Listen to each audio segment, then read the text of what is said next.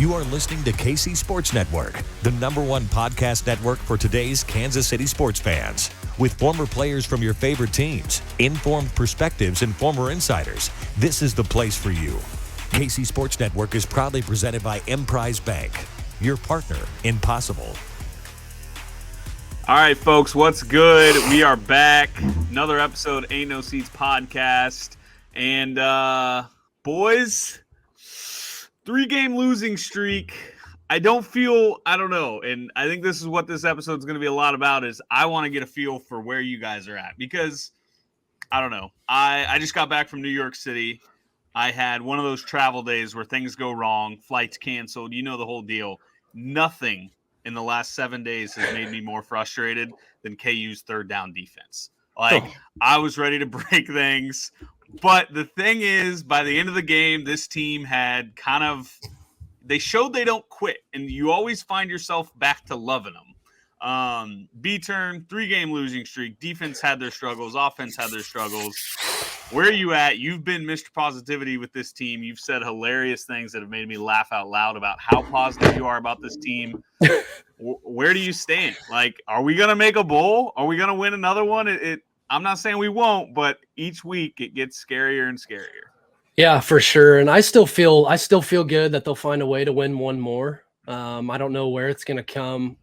But I was tough on the coaching staff on Saturday. I thought there was a lot of questionable decisions. I don't know if you guys agree, but at the same time, they give us a chance to win every week. So it's really tough to be hard on them. And I kind of tweeted it. It's like, and Ryan, you said it, it might have been before the year, but just Leipold at Johnny's Tavern or whatever, talking about how our fans were clapping for an almost win. So it's like the staff expects to win every week. They expect to compete. So I think our fans should be on that same level. And I'm right there with the staff. TCU, they obviously had a chance. Oklahoma, they were down 21 at one point. Didn't really make it interesting. The game wasn't ever close, but they kind of got your hopes up at one point when they get a stop at the goal line, get the ball coming out of half. And then Baylor, I don't even know what to say about the first half. It couldn't have went worse. It could not have went worse, and it felt like an old KU game. Ryan, you quote tweeted me talking about maybe it being an old KU football team. Skinner fumbles on a weird reverse. I'd missed the first Baylor drive, but it was like 3rd and 11 or 3rd and whatever. They convert on a screen and score. There was a 3rd and 14 they converted. There was a 3rd and 8 when they were backed inside the 3-yard line. You're down 28-3 at half, and I'm sure I know where you guys stand on this, but at half, I'm sitting there just staring at the TV like, this team has no chance. You're down 4 scores in Waco. You've never won in Waco. You haven't beat Baylor in forever. They blow you out every year, it feels like. And it's 28-3 at half, and I'm just sitting there like, there's no chance. Like, there's no positives to look at. And KU gets it to 5 points with 6 minutes left, and I'm sitting there. I'm not kidding. I'm about this close to my TV, just standing there praying for a stop and seeing if Beam can get the ball back and give us the lead. But couldn't believe they got back in that game. And it's just, you're sitting there thinking, like, if this game was 21-3 at half, or I don't know, 28-10, which I think we should have went for on 4th and 7 when we punted it to the 1, which you can argue that because it was 3rd and 8 and they were QB sneaking. So there's a lot of things we should talk about in a little bit about coaching decisions, but I'm still happy about where they're at right now, how much strides they've made throughout this program, and they compete every week. I'll have my hopes up. I'm sure it gets Oklahoma State. I'm not going to say we're going to win, but why not think we can compete in all these games left? Maybe not Texas, but we're in it. We've been in every game. We haven't been blown out this year. I don't know. AB, I guess before we get really into the details of the game, I just want to get your initial thoughts too. Like, I think we were all obviously extremely frustrated the first half. You just can't have halves like that and win games. 28-3.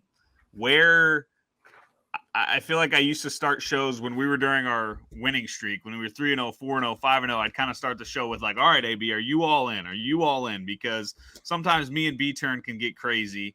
And I feel like sometimes you can bring us back, or sometimes it's me bringing you guys back. But either way, should we expect to win one more game? Are you still feeling good about this team, or are you getting near meltdown mode that we could end this season with a 7-game losing streak and missing a bowl?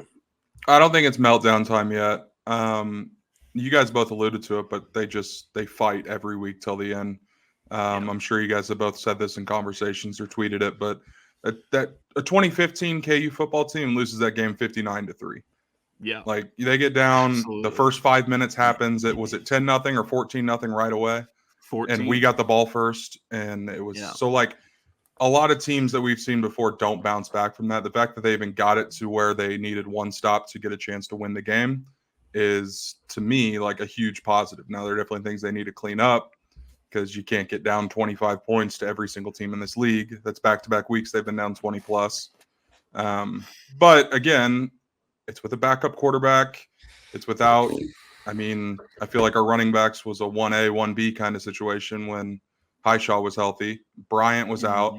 And it kind of feels like we're going to get some guys back going forward. So I think we'll absolutely win one more game, at least. I don't know when it's going to come. And Braiden, you said Texas. I was kind of with you. Ewers looked awful on Saturday. Did you guys watch that game? He was like 16 for 40. Like he was bad. And it was really windy.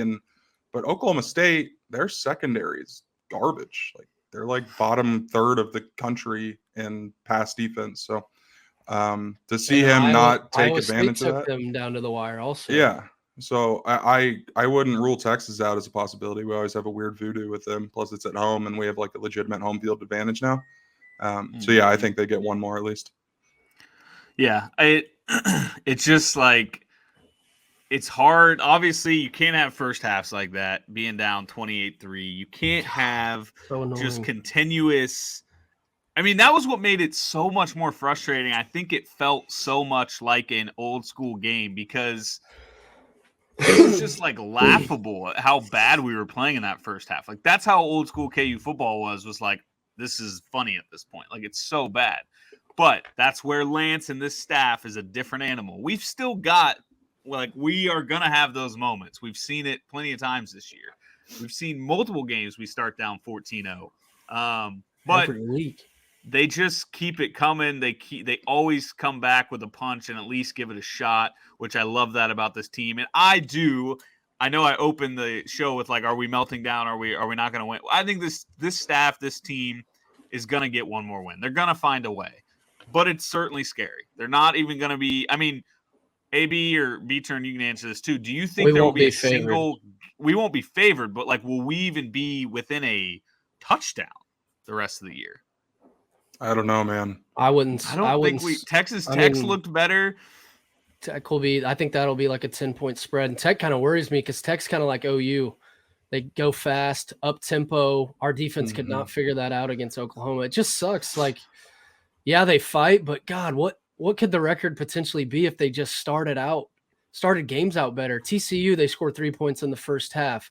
Oklahoma, they're down 21 in the first half. Could have been way more. Baylor, 28-3 at half. They're down 25, 4 scores. It could have been even worse, too. We had an interception in the end zone, and then Lance and Craig Young got in like a fight. Did you guys see that on the broadcast? No. So it was Craig Young that got the pick, right? Whoever it was, he caught it, picked it off, and ran it, and then he got tackled like right in front of Lance. And Lance clearly like screamed something at him and looked like he was very mad at him. I still don't know what for. And then Kenny Logan came up from the other side and like kind of got in Lance's face, basically tell him to cool down. I thought we were in for a disastrous second. Like I was very worried about like not only that game, but like big picture is like, are we starting to see like a split in the locker room or something? That was kind of scary to me. But then they ended up, playing well in the second half. I wonder, like you said, they fight. It was 28-3 at half. I wonder what the second half spread was. Just because they were doing whatever. It could have been worse, like you said. Defense couldn't get a stop at all. It felt like we were going to get beat by 40, and then I guess you kind of got to give the defense a lot more credit. I know they sucked in the first half, but Baylor couldn't do much in the second half. That's what frustrated me about the first half. Shapen's numbers weren't really that good. It was just third down conversions, and they ended up 9 of 16 on third downs, which sounds actually kind of good. I feel like first half it had to have been what? They had to have been close to 100%. 9 for 9. Well, the problem was they were also 3 for 4 on fourth down. So the times you did get stops, half of those times they got it on fourth down anyways. And then Shapen, AB, we were texting like it was 28-3. It really should have been 35-3 because their tight end or whoever dropped that pass in the end zone. And then they got ball at half. It should have been 42-3. Like, right? Am I remembering this correctly? Like, that's how it felt. And like you said earlier, that's what a 2015 Kansas team would have done. Like, they would have rolled over. They would have allowed a touchdown right out of the gates, and it's 42-3, and nobody's watching the game anymore. But sorry, B-Turn, I interrupted you. No, Go on more about how – because, yeah, you're right. First He wasn't crazy, good. Like, dude. they weren't good. And I think the two biggest coaching decisions came in the first half, too. I don't know where you guys stand. Our boy Kent disagreed with me on the punt. But the two coaching decisions, I think, could be the difference of the game because you're down. So let's talk about the field goal. It's 4th and 5. You're inside the 15. You're getting killed. I think it was 21-3 at that point. 4th and 5. The offense is out on the field. Like, they're about to snap it. They're not trying to draw them off sides. Beans and shotgun. We take a delay of game, which that's got to be fixed with Bean. It's been unbelievable. 2 weeks in a row. Doesn't look like he has control of the offense at all.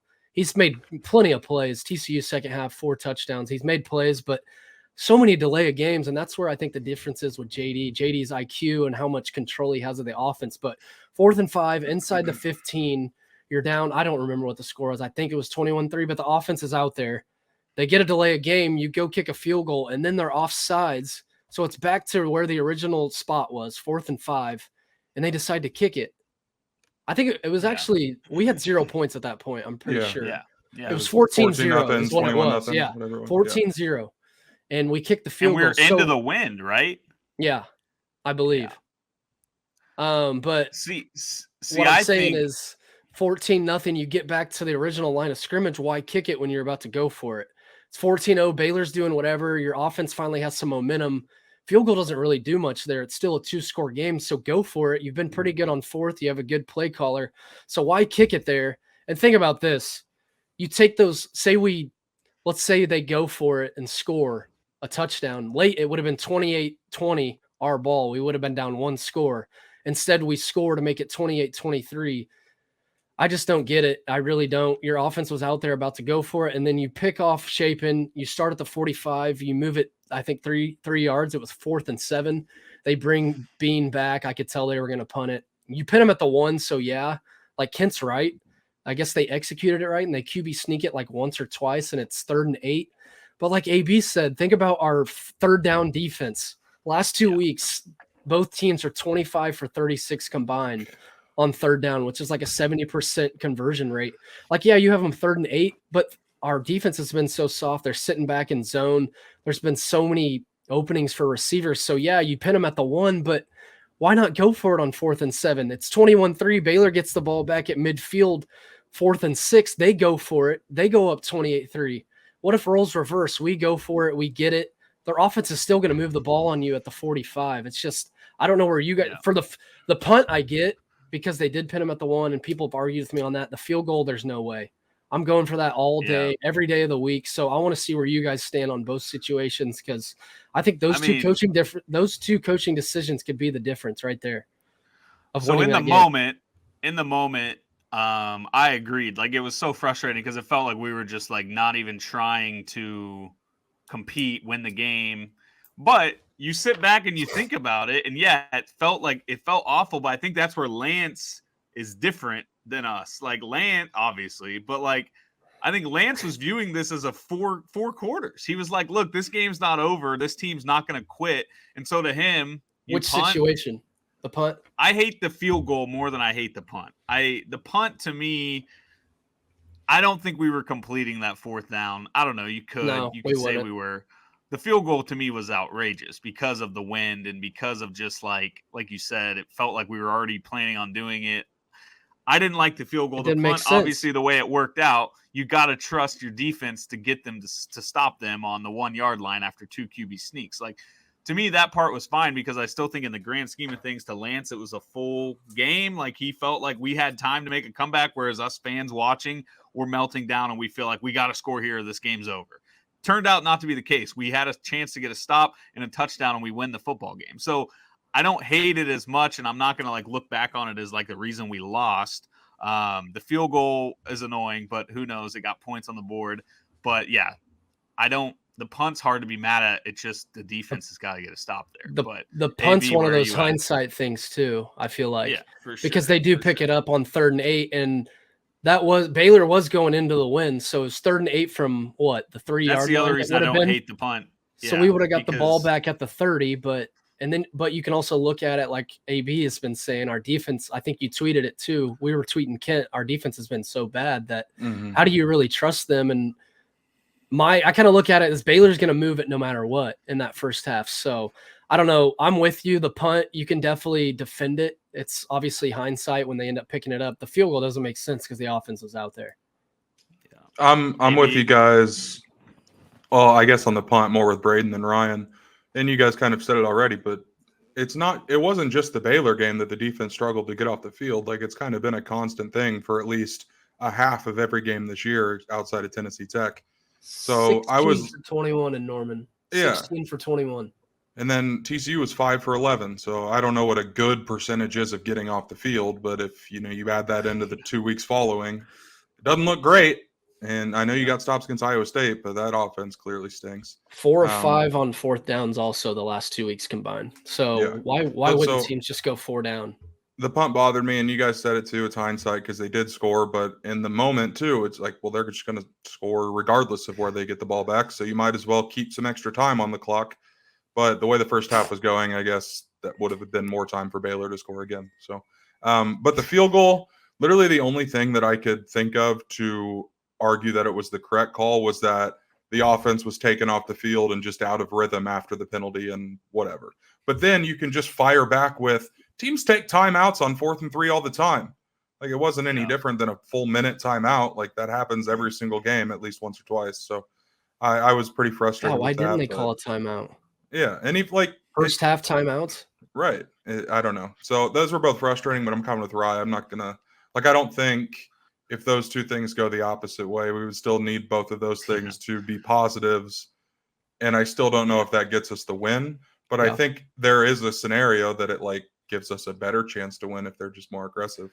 But I think the field goal, if you complete that score, it is a pretty different game. But it's hard to. But you still got to complete it, and I don't know. But I agree. Both of them, I would have done the opposite. The way your defense is playing the last 2 weeks, that's what I said. The field goal, 3 points just doesn't really – I mean, I guess it matters. It's points on the board, and you just put a drive together. But you're down 14-0. You're down 2 scores. You go from down 2 scores to 2 scores still, basically. And your defense has been that bad.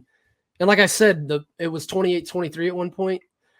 You take the field goal off, you still could have been down a touchdown late, 28-20. And I guess a touchdown could have been the difference there. But it's crazy, how much one decision or how much momentum can change a game. And me and Rye, I think you weren't on the pod a few weeks ago, but we've been talking about how hard it is to win a damn football game. And think about that. It's 21-3. We pick off Chapin. We start at the 45. That feels like a momentum swing. And it's 21-3. We have 4th and 7. We don't go for it.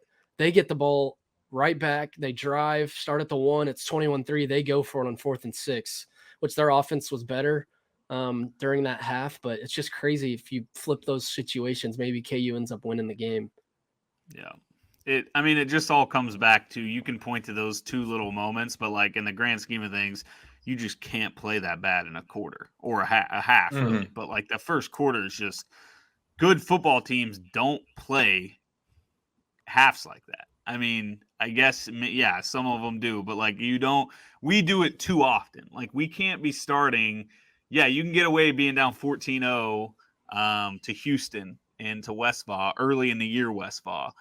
At this point in the year, you can't just come out and start this flat, this horrible 28-3 and expect to come back and win against these teams. We knew our schedule was going to be tougher.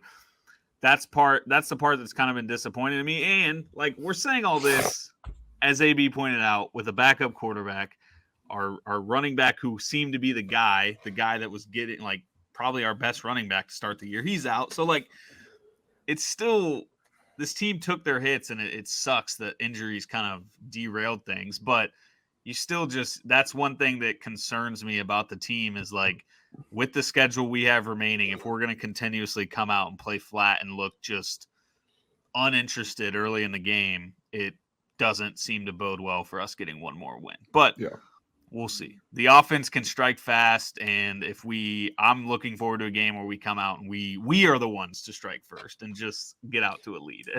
That's why has that the only happened all game. year? That's what I'm saying. The only game that feels like we came out decently hot was Duke, and we got stuffed at the goal line to start the game. Yeah, The offense I looked better to don't start, but remember us. Tennessee Tech doesn't count because they might be the worst team to ever be assembled. But Houston, you're down 14-0. West Virginia, you're down 14 multiple times in the first half.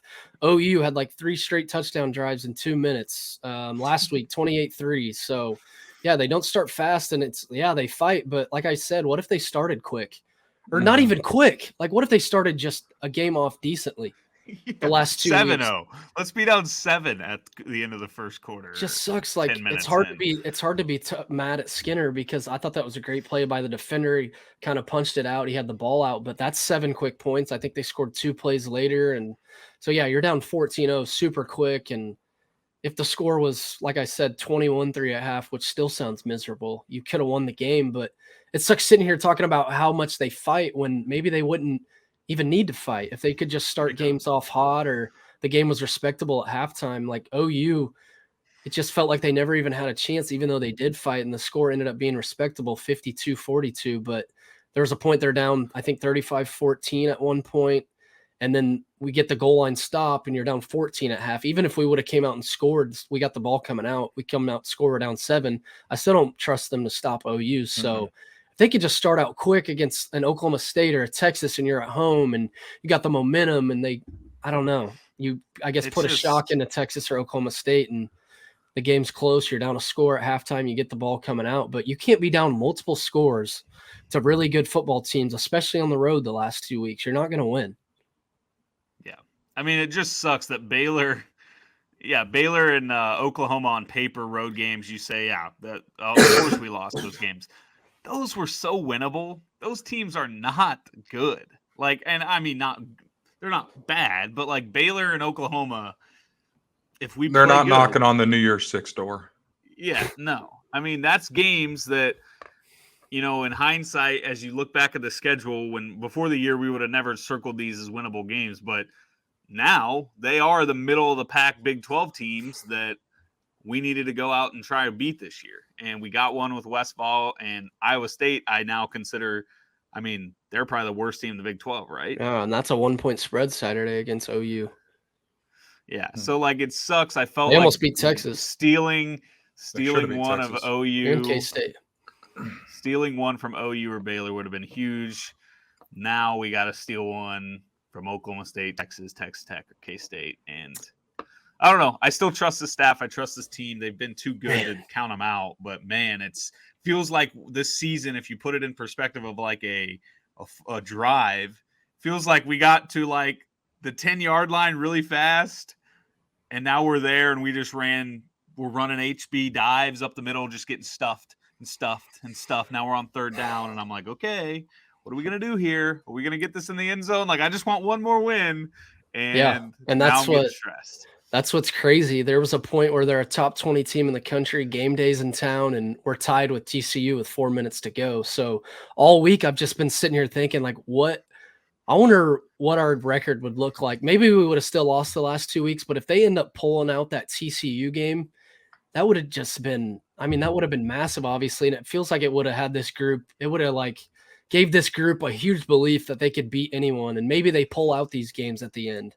But then they find a way to lose, and they kind of make they made a ton of mistakes against TCU.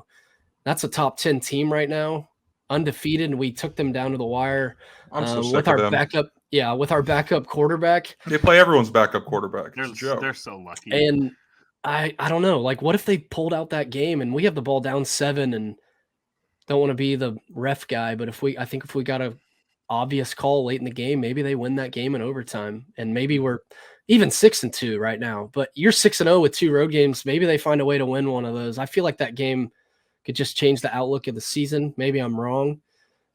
I don't know. Yeah. I think that might have been our chance to go bowling. Can I get out a trend that I'd like to see reversed here, just overall with the team? I don't have exact numbers for games previous to the Baylor one, but I know I have a couple examples that I know were bad. Total plays run for the 2 teams in the Baylor game. KU had 49 plays. Baylor had 83. Oh my Sure, God. the Oklahoma game looked similar. I know the Iowa you State ran game we only 96 ran plays. Yeah. plays. And the Iowa State game, we ran like 45 plays or something like that. That can't keep happening. Like the better team, as you go on in the season and teams have more film on you and can figure you out, the more chances you give them to beat your defense, the more likely they're just going to do it. And I think that has a lot to do with, I feel our first and second down defense, I feel like has been pretty solid. Got to get off the field on third down every once in a while, which we've talked about ad nauseum lately. But you can't have teams putting up twice as many plays as you do, because that's just not a recipe to winning games, especially in the Big 12 when you've got to outscore teams most weeks, because that's just how the conference plays. Oklahoma ran it 57 times and threw it 43 times. It's 100 on the that's where I'm at right now. Why the hell would teams not run it every single play on us? Have you seen us stop the run have you seen us not stop the run the last 2 weeks? I don't know what I'm saying, but I think you right the first time. I would just have you seen us try to stop the run the last 2 weeks? I guess is what I'm trying to say. But my favorite was the Oklahoma one at the end of the half when they were ready to go to halftime. This is insane. I would just run it 4 straight plays, 3 yards, 4 yards, get it 3 yards, 70 yards, get touchdown. 4th and 1. Yeah, I mean, it's ridiculous. OU averaged like 6 a pop on us. Like I said, they ran it freaking 57 times. And then Baylor in the first half, it felt like I didn't even think Shapen really played that well. He was 17 for 26, 164 yards. If you would have told me that before the game, I guess maybe I could have been skeptical because they would have ran it a lot. Yeah, Baylor ran it 57 times. Yeah, that's what's so the last 2 weeks, teams have ran it 57 times on us. We probably haven't even ran that many plays in those games. 57 for 273 for Baylor, and I don't even want to know what it was in the first half. And then Oklahoma was 57 for 298. So we've given up close to 600 yards rushing the last 2 games. It's like if teams are going to have the ball all game on the road, how do you win? So it's kind of like you look at the staff like, damn, it's kind of insane that we were in these games, but you're giving up 57 rushes 2 games in a row, and teams just have the ball the whole time. The defense is tired. It's kind of hard to be mad at the defense, really. I'll say this. I feel like it's a great week to have a bye week. I feel like it's come at about as good of a time as it could have come. Maybe it would have been better last week heading into Baylor. But it's nice to hopefully we see. I think I'm optimistic about JD coming back. I don't know if I missed anything with that. I've been kind of out of the loop. I want to get New York. If he was like warming up in full uniform, I feel like 2 weeks later he should be able to play. But this staff has been so annoyingly good at keeping information from getting out to the public. So I just feel like this team has one more moment in them. Just one more, whether it's a Jalen big time game. Like if Jalen's year just really, like if we don't see another special performance from Jalen, that'll be so disappointing because that dude was rolling. And I just feel like this team, they were too good early for me to think they won't have one more moment where this staff and this offense and this defense can even put together a game where they just play lights out and steal one of these games. I don't know which game it's going to be. I'm not going to go out on a limb and say I think one team we're for sure going to beat, but it just feels like we've got one more big moment left in us, and that's all I can hope for. Well, like I said earlier, they haven't gotten blown out yet. So, and I talked about it a couple weeks ago. It feels like a team that can compete in every single game. You're doing it with your backup QB, a guy who's kind of turnover prone. So maybe we'll be in every game the rest of the year. I'm sure there's probably going to be a blowout out there. I don't know if you guys agree with that, but I mean, if it wasn't on Saturday, I don't know when it's going. I guess that's true. Oklahoma State easily could be, but I don't know. Yeah. And I tried to get my hopes up for K-State yesterday. I can't get there because they beat us so many years in a row and they've been dominant. And the thing that scares me is they run the ball so much. We can't stop the ball. Adrian, I'm sure, I don't know his injury situation, but he'll be back for that game. He'll run a lot. Deuce will run a lot. They're really good up front. Their defense probably will shut us down. So not going to get my hopes up for them. How many games do we have left? 4? Oklahoma State, Texas Tech, K-State. Mm-hmm. Yeah. We still have a winning record, which is cool.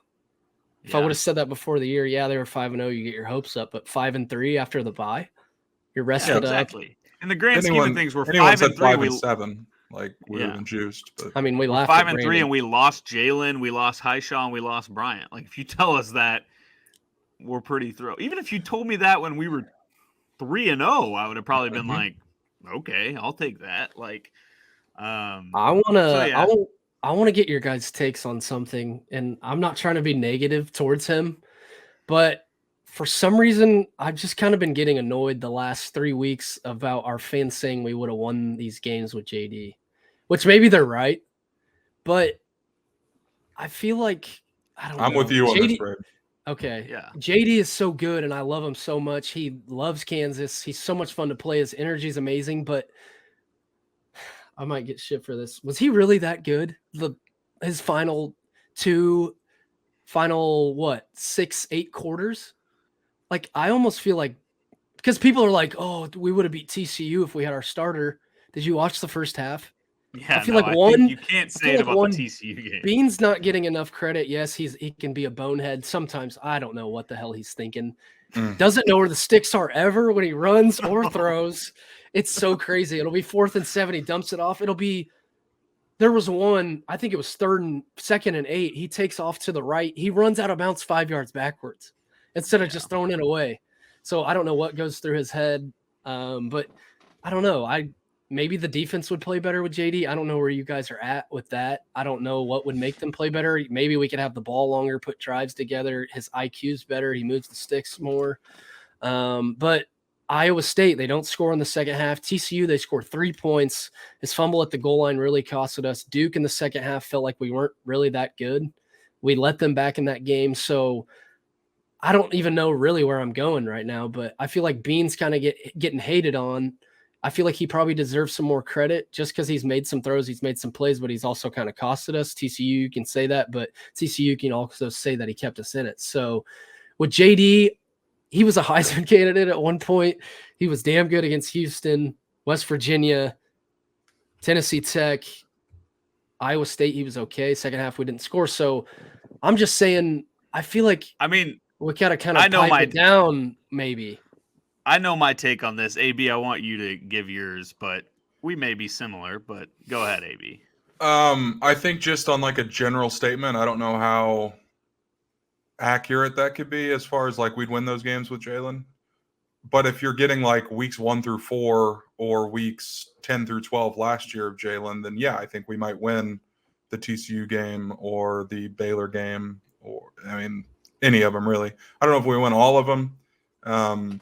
But yeah, there were definitely negative quarters, halves, games from Jalen where if he played like that, we'd lose by even more. So it's just a very hard thing to say, oh, just plug this guy in, we'll be fine. And we might be going forward. I still think Jalen's overall the better quarterback. He makes better reads. He's smarter with the football. He's, like you said, Braiden, better football IQ. But I'm not going to act like he was 100% perfect for the first 5.5 weeks of the season. Well, yeah, here's the only thing I had an issue with what you said, B-Turn. I think you're right. Okay. Bean was lights out against TCU. Anyone that says we lose that game by double digits if Bean doesn't come in. I think TCU had Jalen figured out.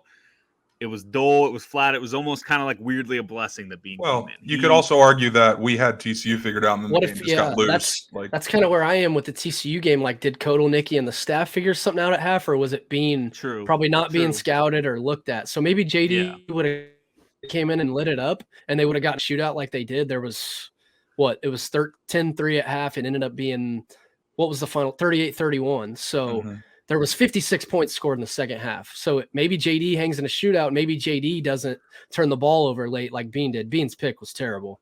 But Bean also, Bean had us in a spot. We were down 7.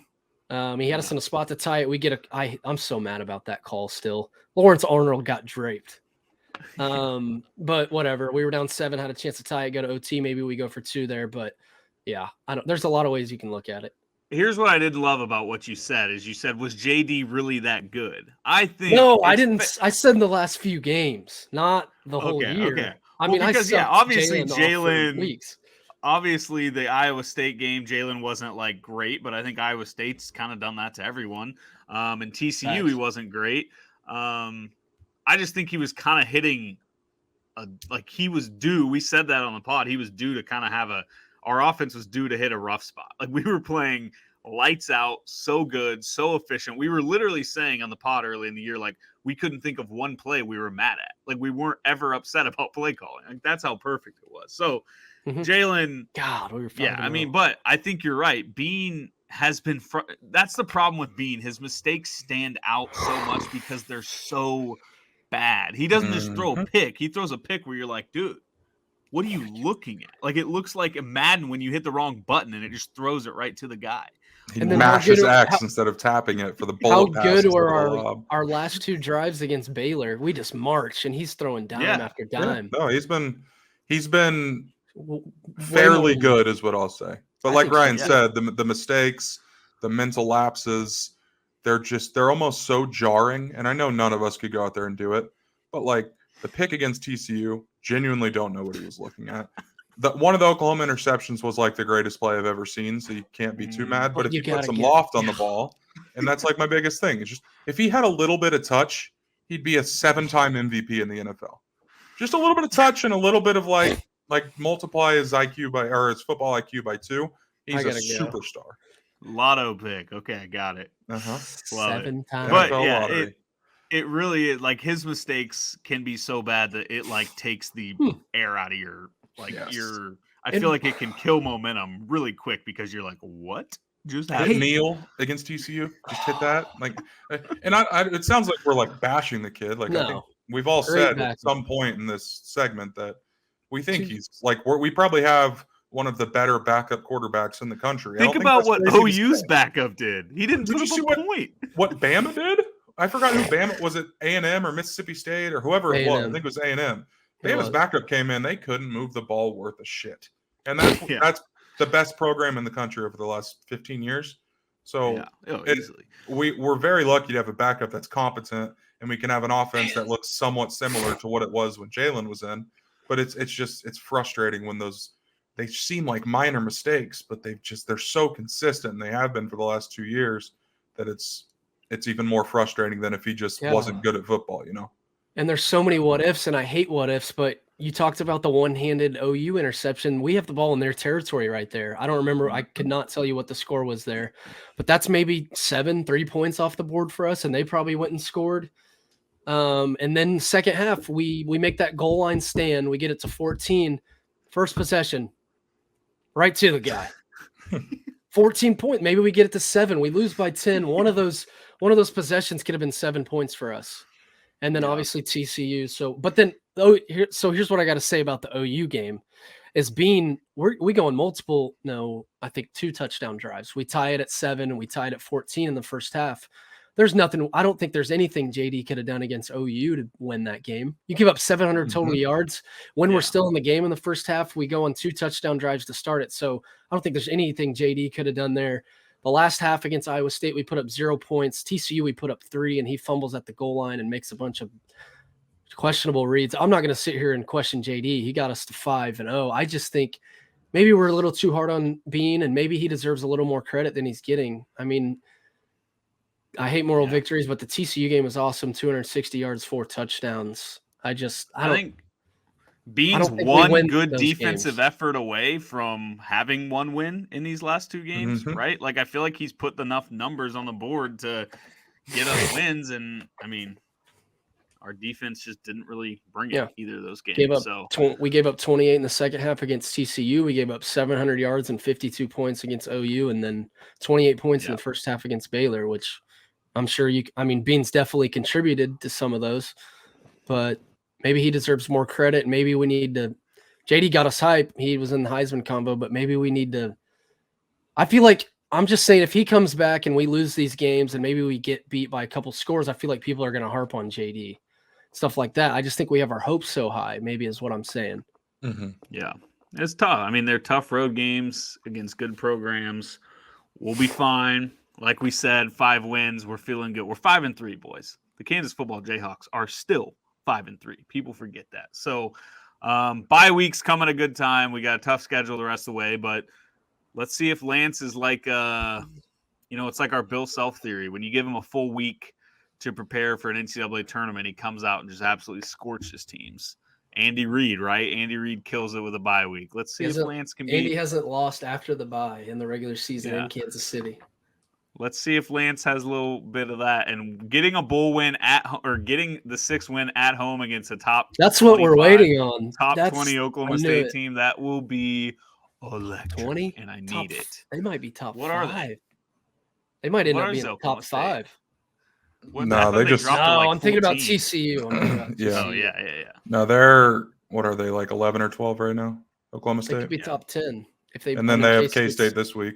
Oh, Oklahoma State's number 9, so they beat K-State. They'll be 7, 8, depending on who all loses. Texas. We're a dog in Manhattan. That seems kind of wild to me with K-State's QB. Because I mean, Will Howard came in and lit it up against TCU, but that could be a bean situation where you're not preparing for him. Yeah, Rubley's Will Howard was the worst quarterback I've ever seen last season. No, so Rubley might have topped that. I'd pay a good sum of money for Rubley to start against us week 12. What's the line? While he starts against KU, what is it? KU. Look ahead line. K-State's -10 against KU. I do want to touch on this while we're talking about them. How annoying is it that K-State fans are blaming injuries for the loss after what we've been through the last 3 weeks?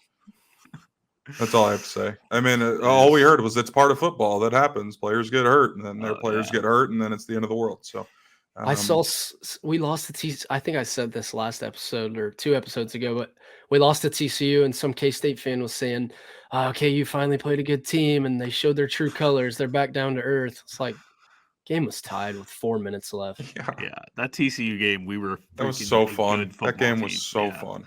I will say, I think if Howard stays in, or the thing with that too is Adrian started the game. I think they went 3 and out or got to midfield. So I'm not sure saying Adrian staying in, they would have won because you didn't see much from him, but Howard was lighting it up. That was crazy at one point. So maybe they win Rubley coming in was terrible because they get a 4th and 2. They probably would have went, but you can't trust him. I don't know. It doesn't matter who you're giving up a 28-10 lead is like, regardless of who's playing quarterback, that's a full team meltdown. So. Still lose by double digits. I mean, how high? Oh man, I wonder what was going. Because like I've said this before, I can easily get my hopes up during a game and start talking myself into crazy shit. When we took the 7-point lead we're down 10-3 against TCU, we come out and score 2 straight drives at 17-10. I'm sitting up top. I'm like, oh boys, we're gonna end up being top 10 in the country. We're gonna go into Norman. They're down 49-0 right now. To Texas, we're going to beat them. We can beat Baylor. Dude. So think about what was going through K-State fans' heads. Some of them had to book tickets to Dallas, right? Yeah, I bet people at halftime definitely bought tickets to Dallas. Think about that. Maybe I'm wrong here, but I think they for sure would have had game day Saturday, right? Yeah, they went to Jackson State instead, which maybe that was like all a part of their plan. Oklahoma State would have been. They beat Texas, so they would have been in the top 10. K-State would have moved. I don't even know because they would have been in the top 10. K-State would have been top 10. Yeah. Especially if they continued to do it in the fashion they were doing it. Like I'm not even blown them out.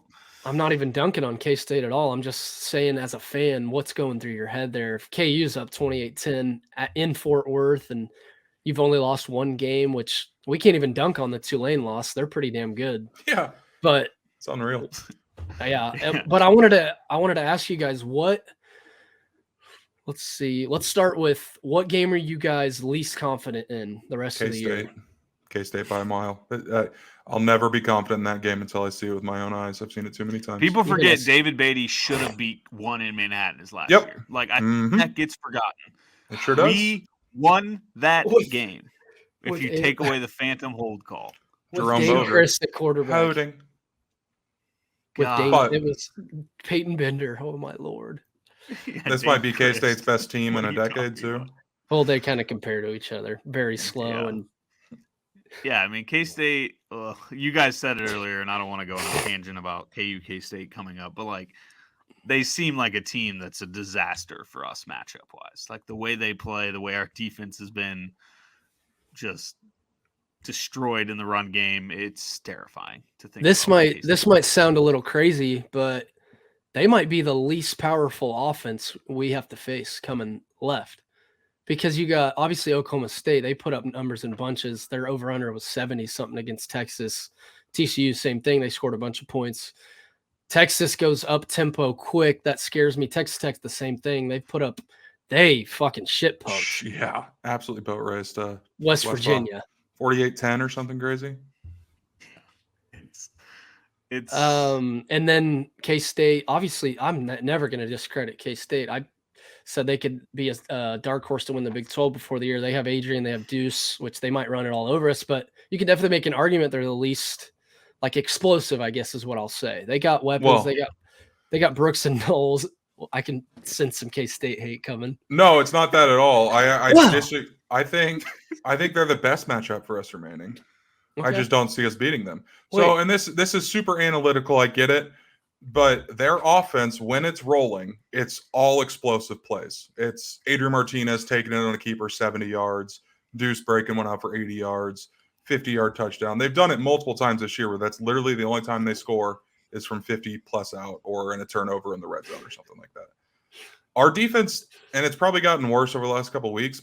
We don't give up too many explosive plays, like 20, 30 plus yard plays. We just get killed 6 yards here, 8 yards here, 11 yards here, 3rd and 12, they get 13, right? Like that's where I think our defense struggles. And maybe it's just like even 3rd what and 12 breaks first.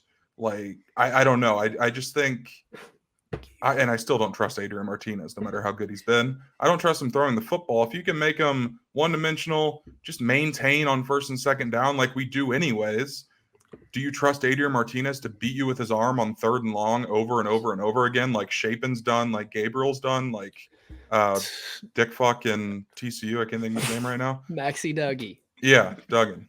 So many people Duggar's call him the Duggar. Family. Yeah, I know. But like that, it sounds like to me like you're diving. talking yourself into us beating them. And that's what worries me about the getting another win is because if I think they're like analytically the best matchup we have left, and I have zero confidence that we beat them, it makes me a little worried going forward. But I don't know. Is Texas Tech for sure the worst team left on our schedule?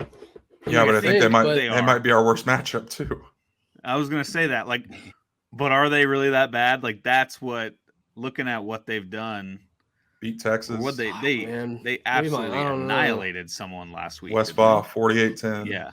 I just can't concretely say we're gonna win one of these games. Yeah, we can rock or we can compete with them, but I can't say we're gonna beat any of them.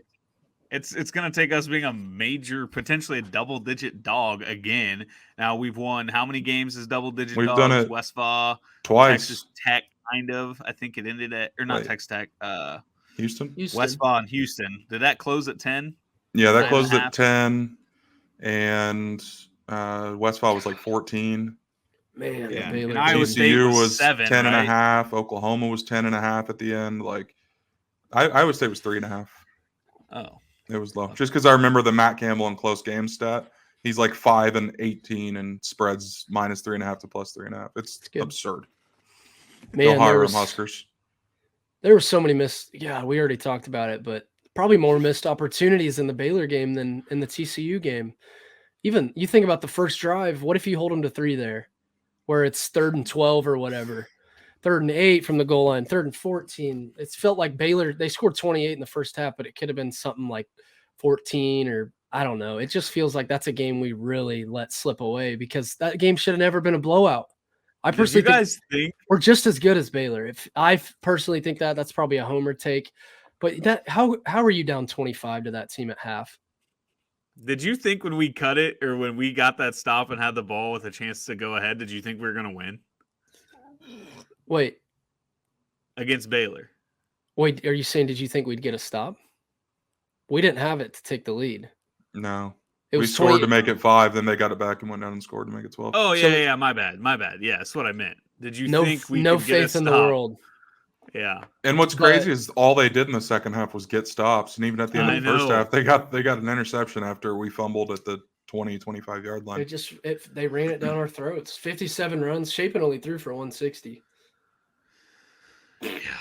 Got to find a way to get – man, 5-0, you're playing in – any team in the country is playing in a bowl trip and start looking at what bowls they might go to. We were talking Phoenix. We were talking Sugar Bowl against Bama. So, yeah, that's my I might have asked this last week, but I kind of want to ask again because I feel like every week that you lose, you're going to start getting obviously more concerned. But would this season be a disappointment if they don't go bowling? Which that might sound like an easy no, because 2.5 wins, we would have laughed if you said 5 wins before the year, but they start 5-0. They have 7 to go. Here's 4 my of those at theory on home. that. It's almost like I would almost rather go 4-8 and miss a bowl than do the way we could do it, which is 5-0. You become the story of the season. You get game day, and you lose 7 straight to miss a bowl. Like, to me, that's worst case scenario. And yeah, in the grand scheme of things, 5-7 in year 2 of Lance, it's awesome. But you are lying if you say we aren't going to be absolutely gutted if we don't make a bowl game. So it's like for it to go happen like this. What? We'll be sad in the moment, but like you can still look back in 6 months and like, holy shit, that was a really cool season. This is my thought. So 07 we were peak, 08 we dropped a little, 09 we dropped a little more, 2010 to 2021 we were at the bottom of the cellar for just consistently. We'll go 5-7 this year, the same way we did in 09.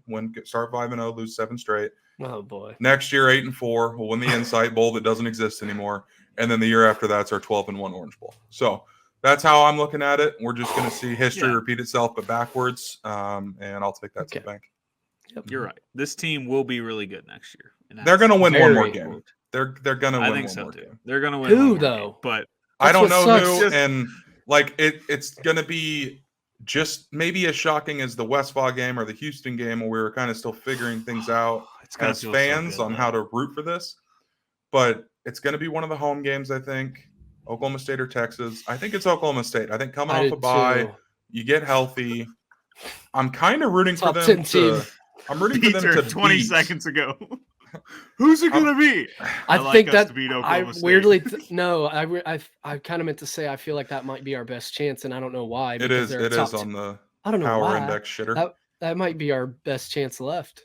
But remember when Samaje Perine rushed for 867 yards on us in a game? Bijan Robinson might do that. Yeah. Holy moly, that kid is good. But you were in the booth, 47K. We need a windy day, a windy, rainy day. I hope our fans stay supporting because, man, there's been so many positives this year. So I would think there's going to be a ton of orange in the stadium Saturday. You got a top 10 team, probably no playoff hopes anymore, but Big 12 championship hopes for sure. So they're going to have a lot of fans, but I still hope our student section's full. I don't know why you would be out on this team. The way they fight, they deserve all the support. So I just hope the fans, it just worries me because our history and how we've had weak crowds. It worries me that fans won't show up, but I think they'll still show up. Yeah. For Texas, Oklahoma State. I think it'll be fine. I think people are two still teams. Like we've said, this team's shown they have fight. They're not rolling over. They are still entertaining all 4 quarters, which is all we've really wanted for a long time, just to be competitive and stay in games. So I think crowd will continue to show up. May not be sold out, but it'll still be a good show out. What's the order of our games? Sorry, what's the order of our next 4? I keep forgetting. Oklahoma State, Texas Tech, Texas, K-State. So we get 1 at home, 1 on the road, 1 at home, 1 on the road. It would be wild. And 6-3 against Texas would be dope. What would be wild is to run the table. Be completely melted down. We're going into Manhattan. We think we're not getting the win. We're 10-point underdogs, and we go into Manhattan to get the 6th win for the bowl. I would tear down their goalposts. I also, are you guys down to go to that game? Have you seen the ticket prices? B-Turn has 6. Well, I'm in. Yes. Okay. Does AB walk out alive? Yeah, I mean, I'll be fine. I'm not gonna. I can just see you. As long as I was that way at the game in Lawrence, which were packed with K-State fans, and I didn't really. It is what it is. They talk as much shit, so it's like they should be worried about walking out alive too. Man, they are so bad on Twitter. It's but they're saying the same shit about us though, and all of the KU accounts that are anonymous and tweet out bullshit to stir up some stuff. It's just part of sports, really. It's maybe my favorite part of it. Anthony, is there one more thing? Is there any way, Gundy, great coach. Obviously, KU's competed.